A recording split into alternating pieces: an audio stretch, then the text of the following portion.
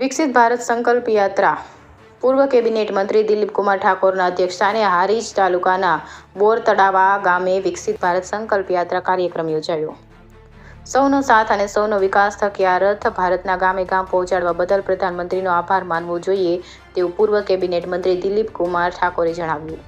વિકસિત ભારત સંકલ્પ યાત્રા દ્વારા લોકોને ઘર આંગણે સરકારી યોજનાઓનો લાભ આપવાનું કામ કરવામાં આવી રહ્યું છે, જેને અનુલક્ષી આજે વિકસિત ભારત સંકલ્પ યાત્રાનો રથ હારીજ તાલુકાના બોરતળાવા ગામે આવી પહોંચ્યો હતો. આ રથને ગામવાસીઓએ ઉત્સાહભેર વધાવી લીધો હતો.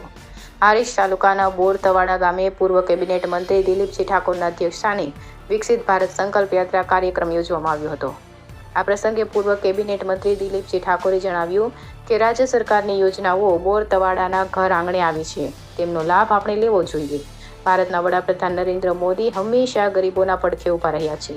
કોરોના સમયે આખું વિશ્વ ચિંતામાં મુકાયું હતું, તેવા સમયે પણ ભારત દેશના વડાપ્રધાન નરેન્દ્ર મોદીના માર્ગદર્શનમાં સ્વદેશી વેક્સિન બનાવવામાં આવી અને દેશવાસીઓને કોરોના જેવા વિકટ સમયમાં ભારત સહિત વિશ્વભરમાં ઉપયોગ થઈ હતી.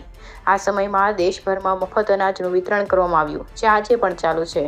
જનધન યોજના દ્વારા દેશવાસીઓને બેંકમાં ખાતું ખોલવાનું કામ કરવામાં આવ્યું છે. આજે દેશવાસીઓને પાકા મકાન મળી રહે, દરેક ગામ પાકા રસ્તાઓથી જોડાય, ખેડૂતોને વીજળી મળે તે માટેનું રાજ્ય સરકાર દ્વારા કામ કરવામાં આવી રહ્યું છે. વધુમાં આયુષ્માન કાર્ડ યોજના થકી દરેકને 10 લાખ રૂપિયા સુધીનો દવાખાનાનો ખર્ચ પણ સરકાર આપી રહી છે. આ યોજના થકી કેટલાય ગરીબ પરિવારોને ₹1 ખર્ચ કર્યા વિના મૂલ્યે સારવાર થઈ રહી છે.